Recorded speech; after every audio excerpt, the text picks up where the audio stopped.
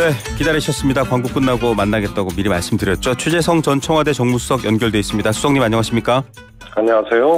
예, 자 무안의 그 제주항공 여객기 참사 관련해서 지금 국가 애도 기간이 정해졌고 여러 또 정부의 지원, 여야 모두의 지원 얘기가 나오고 있습니다. 사고 내용도 그렇고 정치권 내용도 그렇고 지금 잘 대응되고 있는지 어떻게 판단하십니까? 우선 이 참사가 대한민국 내에 있는 공항에서 일어난 최대 참사지 않습니까? 네. 그리고 또 대통령이 사실상 부재한 상태에서 대한민국 위기 상황에서 또 일어난 또 참사고요.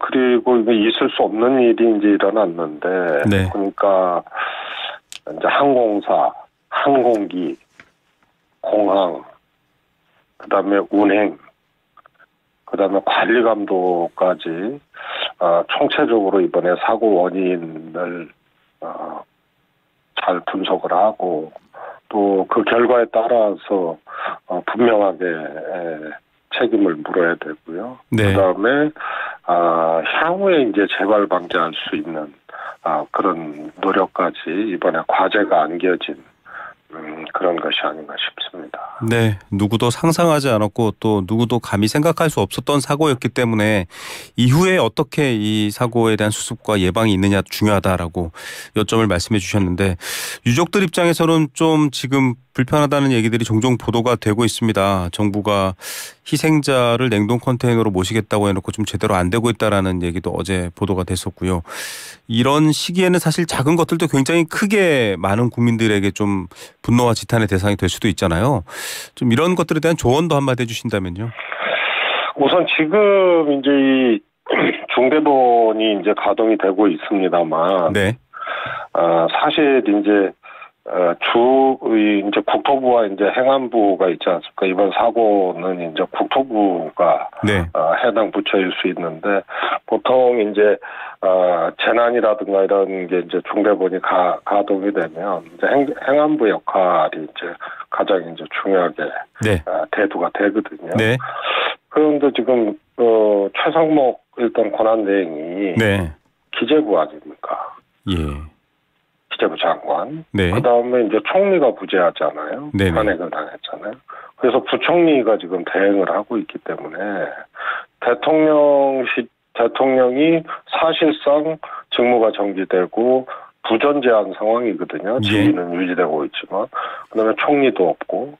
기재부 장관이 지금 대행을 하고 있으니까 애당초 이게 이런 이제 중대본이라든가 이런 대형 참사에 대처하는데 근본적인 한계를 갖고 가기 때문에요. 네.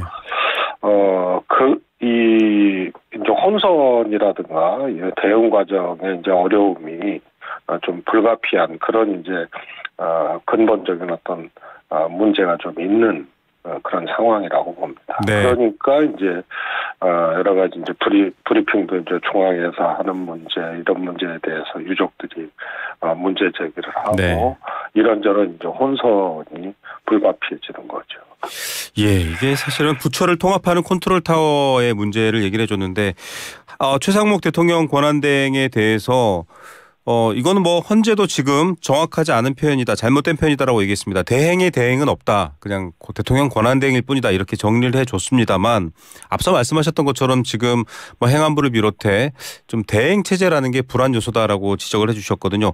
실제로 수습 과정에서 그런 문제들이 지금 아직은 뭐 크게 드러나고 있지는 않는 상황이지만 이어지는 여러 가지 국정 현안들을 처리하는 데도 영향을 미칠 것 같습니다. 어떻게 보십니까? 이 대행 체제는? 우선은 이제 대행 체제의 첫 번째 과제가 뭡니까? 대통령제 국가에서 대통령의 역할을 네. 대행 체제를 빨리 마무리하는 네네. 거죠. 대행을 빨리 끝내는 거군요. 네. 그렇습니다. 그게 첫 번째 과제입니다. 네. 대행 체제의 첫 번째 과제는 대행 체제를 빨리 종식시키고 네. 정상적으로 국가 권력이 작동할 수 있도록 빨리 시간표를 진행을 시키는 거거든요. 그래서 이 원인이 대통령의 계엄으로 인해서 탄핵된 대통령이 탄핵돼서 탄핵 소추 과정에 있는 요게 이제 대행체제의 원인 아닙니까? 네. 그래서 이걸 빨리 대행체제를 종식시키는 것이 1차적인 과제다. 그래서 이 대행체제가 옳으니 그러니 또 이 대행체제에서 탄핵을 계속시키는 것이 옳으니 그러니 문제에 앞서서 원인을 빨리 제거를 하는 것. 네. 이것에 이제 힘을 모아야 되는데 정치권 상황이 그러지 않으니까 그냥 답답하고 국민들도 이제 걱정을 하고 그런 상황이죠. 예, 불안한 대행 체제의 목적은 대행 체제를 빨리 끝내는 것이다라는 얘기도 지적해 주셨습니다. 지금 내일까지 기한인 쌍특검법, 김건희 특검법, 내란 특검법 두 가지인데요. 어떻게 처리될 것 같습니까? 여권에서는 거부권, 제2요구권 행사를 얘기하고 있고 야권에서는 빨리 처리하라라는 입장이죠. 저는 이제 이 대통령이나 권한대행의 거부권, 네. 그 다음에 사면권, 네. 그 다음에 계엄도 마찬가지거든요. 예. 요거는 다 할 수 있다예요. 관련 법을 보면. 네네. 그 대신 이제 공무원 임명권이라든가 국군 통수권 이거는 한다라고 돼 있거든요. 예. 그래서 이 할 수 있다라고 이 적시된 거부권, 사면권, 계엄권은 삼권 분립 체제라든가 이런 것을 이제 주로 뛰어넘는 어떤 비상한 조치에 해당되기 때문에 제한적으로 행사하라는 거거든요. 네. 사면권은 사법부 판단이 다 끝난 문제에 그렇죠. 대해서 대통령이 사면을 하는 거니까. 네. 거부권도 국회를 통과한 것에 대해서 거부를 하는 거니까. 계엄도 마찬가지거든요. 예. 그래서 일종의 대통령의 고유 권한이라는 이름 아래 이 권한이 있지만 제한적으로 하라는 겁니다. 네. 그래서 이거 당연히 대행도 거부권을 행사하는 데에 오히려 소극적이어야 되고 대통령도 당연히 거부권 행사하는데 제한적이어야 되는 거죠. 그래서 저는 거부권 행사하는 것은 애당초 이게 취지에 맞지 않는 것이다. 제한적이다. 네. 이렇게 보는데요. 행사할 것 같아요. 네. 우리 최상목 권한대행이. 네. 그래도 그 이유는 이 쌍특검에 대해서 거부권 행사를 하고 헌재 재판관을 임명하는 국회에서 네. 추천한 요 절차로 가기 위해서는 거부권을 행사할 수밖에 없지 않느냐. 그래서 저는 쌍특검을 최상목 권한대행이 거부권을 행사할 것이다 이렇게 보고 있습니다. 네, 청취자 여러분들께서는 어떻게 생각하십니까? 할 수 있다와 한다의 차이인데요. 거부권은 할 수 있다라는 즉 제한적이고 임명은 해야 한다라는 좀 당위적인 입장인데 해야 하는 것들을 위해서 할 수 있는 것들은 할 수밖에 없다. 좀 이런 입장도 보이는 것 같습니다. 민주당 입장에서는 결국은 또 기다리는 상황이 되겠네요. 당장 최상목 권한대행에 대한 탄핵이라든지 여러 조치들은 지금 좀 제한적이다 이런 분석들이 나옵니다. 그렇습니다. 예. 그래서 이제 따박따박 탄핵하겠다 이런 것들이 현실적으로 실제로 그렇게 하기에는 여러 가지 이제 민주당으로서 또 어려움이 있는 거거든요. 네. 그래서 최상목 대행의 요 시기에서 최소한 이제 헌재 재판관 임명만이라도 이렇게 받아내고 이뤄내기 위한 이런 점에서요 탄핵을 얘기하거나 또 안 시키면은 임명을 안 하면 탄핵하겠다 이렇게 나오기가 지금 어려운 상황이죠. 예. 자 이런 상황인데 지금 일단은 국민의힘은 권영세 비대위원장 체제가 출범했습니다. 여러 가지 출범 첫 일성 들으셨을 것 같아요. 좀 사과도 포괄적이었고 가슴 아프다고 했던 광화문 국민이 누구를 지칭하는가 이런 여러 비판들이 나오고 있는데 어떻게 보셨어요? 저는요 모든 문제에는 이제 원인이 있는 거 아닙니까? 네. 그럼 사과를 한다고 이제 하는데 그럼 왜 사과를 하느냐?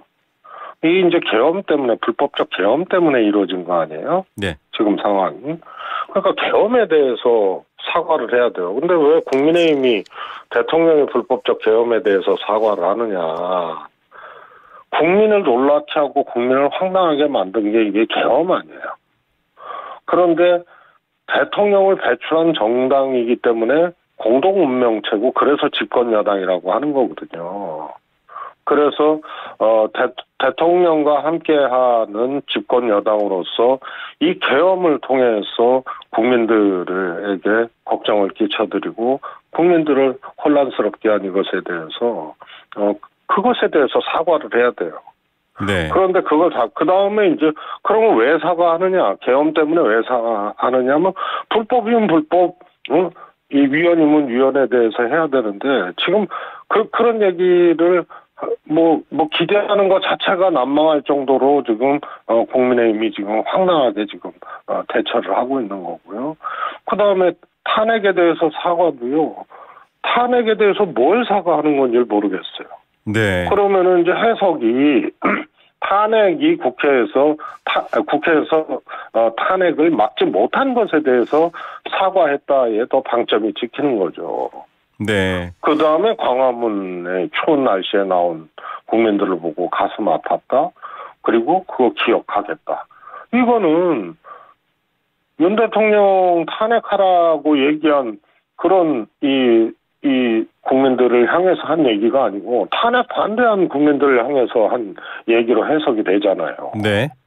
그래서 이거는 권영세 비대위원장이 사과라는 걸로 타이틀을 걸어놓고 사실상 사과하지 않고 오히려 지금 상황을 호도하고 국민들의 소위 말해서 오히려 염장을 지르는 그런 얘기를 한 거예요. 이거는 앞으로 국민의힘이 탄핵에 대해서 또 이제 내란에 대해서 분명히 반대를 하고 이미 뭐 그렇게 하고 해왔지만요. 네. 그래서 우리 사회의 가장 극단적인 오른쪽과 함께 정치를 하겠다는 그런 선언이고 그렇게 갈 수밖에 없어요.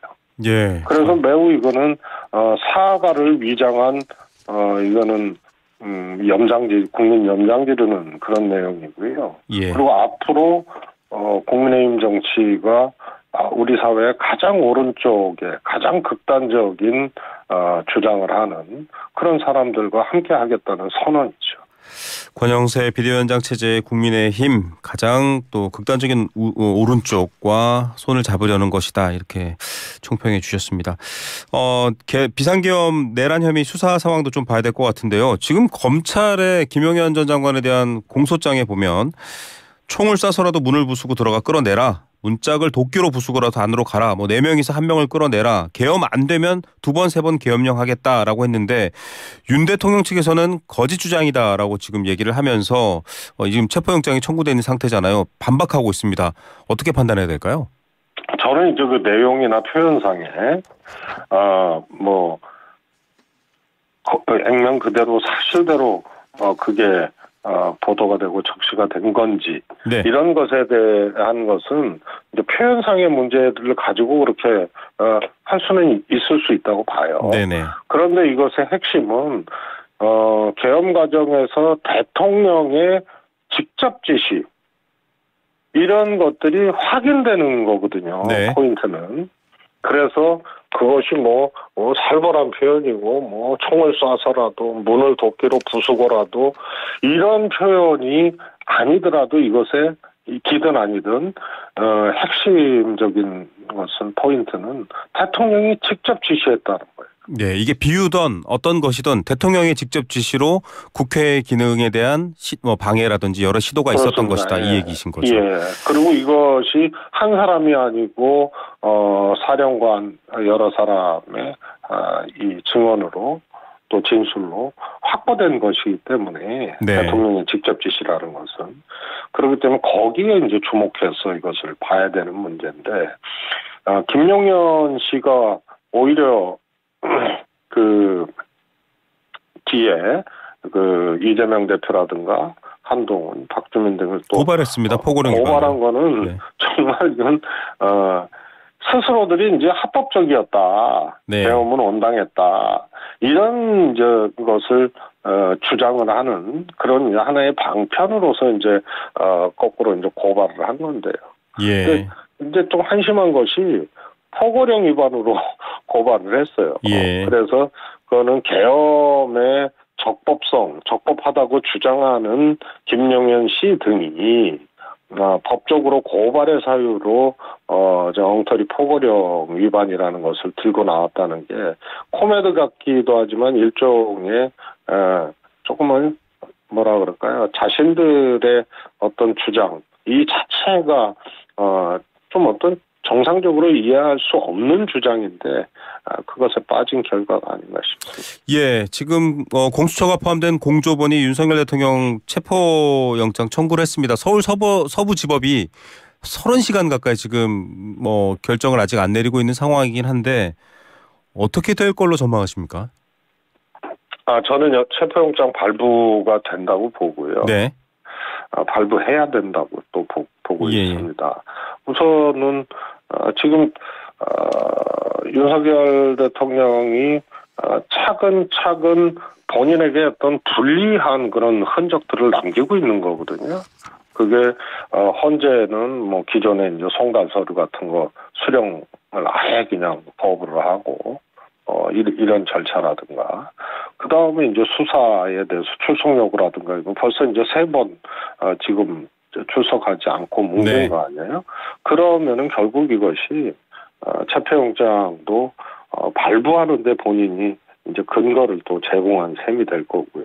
그래서 저는 발부돼야 되고 발부될 수밖에 없지 않나 싶습니다. 네, 발부될 것이다 이렇게 전망을 했습니다. 윤석열 대통령 측에서는 공수처가 수사 대상 범죄에 내란죄가 해당되지 않는다. 수사 권한이 있냐? 그러니까 내란죄도 아니다라는 입장을 계속 주장하고 있습니다만 또 하나는 이 내란죄에 대해서 공수처가 체포영장을 청구하고 수사할 권한이 있느냐라는 문제거든요. 어떻게 보십니까? 그래서요 이미 이제 검찰에서 이제 이 사령관들 네. 영장 청구할 때 또 압수수색 영장도 마찬가지거든요. 검찰도 내란죄 수사 권한이 없어서 직권남용으로 시작해서 이제 내란죄로 들어간 거 아닙니까? 네. 그것에 대해서 법원이 받아줬기 때문에 네. 이것에 대한 이제 해석은 현실적으로 이제 이미 이제 끝난 문제다 이렇게 보여집니다. 내란죄 자체에 대한 어떤 수사권은 경찰에 있는 것이지만 이제 이 공수처는 두 가지거든요. 검찰하고 또 다른 게 검찰은 직무유기를 통해서 내란죄도 연관 수사를 한 거고 법원이 압생영장 청구 과정에서 그것을 인정을 한 거고요. 그런데 공수처는 거기에 하나 더 있는 게 수사하고 있는 것을 공수처가 이첩 요구를 할 수 있는 것들이 있잖아요. 그래서 역시 공수처의 직접 수사권은 내란죄 자체에는 없으나 직무유기로 시작되고 직무유기로 시작된 사건에 대해서 이첩 요구를 하는 이런 이제 권한이 있기 때문에 오히려 이미 법원이 받아들인 검찰의 사례보다 조금 더 근거 있게 존재하고 있는 것이 공수처의 지금 수사 상황이 아닌가 싶습니다. 그런 점에서 윤석열 대통령 측의 주장은 받아들이기 어려운 주장이 되고요. 네, 관련 범죄로서 내란 혐의 수사는 이미 다른 사례들 김용현 전 장관을 비롯해서 군사령관들에 대한 사례가 있기 때문에 될 것이다 이렇게 전망했고요. 아마 오늘 중에 결과가 나오겠죠. 하여튼 이 체포영장 자체가 일주일 안에 처리가 돼야 되는 문제니까요. 네. 알겠습니다. 법원도 이제 고심을 하고 있을 텐데요. 네, 알겠습니다. 그리고 지금 이런 상황이다 보니 대행의 목적은 이 대행 체제를 빨리 끝내는 것이다라고도 앞서 좀 원칙적인 얘기를 해주셨는데 그래서일까요? 지금 조기 대선에 대한 관심이 높습니다. 홍준표 시장이 지금 범여권에서는 많은 좀 존재감과 활동을 하고 있는 것 같은데 현재 시장이잖아요, 대구시장. 내려놓는다 이런 의미일까요? 어떻게 보십니까? 두 가지 방법이 있겠죠. 이제 조기 대선이니까. 또 일반 대선이라 하더라도 직을 유지하면서 일단 경선을 거쳐야 될 거 아니에요? 네. 대선을 치르려면. 그래서 시장직을 유지하면서 이제 하는 방법이 있을 수 있고요. 시장직을 이제 내려놓고 하는 방법이 있겠는데 홍 시장 이 스타일상 내려놓고 하지 않겠나 싶습니다. 네, 야권은 뭐 이재명 대표에 대한 또 그런 뭐랄까요 유력한 상황이 얘기가 되고 있지만 또 다른 분들도 우원식 의장 같은 분들도 꼽히는데 가능성이랄까요 변수 같은 게 있을지도 궁금합니다. 어떻게 보십니까? 현재로서는 이재명 대표의 압도적인 어떤 지지율 이런 것들이 이제 흔들릴 가능성이 저는 거의 없다고 보고요. 우원식 의장이 지난번 이제 계엄 해제 과정에서 아주 안정적이고 탁월한 그런 이제 지도력을 보여줬기 때문에 이거에 대한 이제 국민적 반응들이 일시적으로 저는 있는 것이 야권에서 이 2등으로 이제 부상하게 되는 그런 원인이 되지 않았나 싶고요. 이것이 실질적으로 야권의 이제 대선 후보를 정하는 과정 이런 과정에서 이제 돌풍이 되고 태풍이 되고 그런 것은 좀 쉽지 않은 그런 거 아닌가 싶습니다. 알겠습니다. 오늘 말씀 감사합니다. 고맙습니다. 네, 오늘은 전화로 만나봤습니다. 최재성 전 청와대 정무수석이었습니다.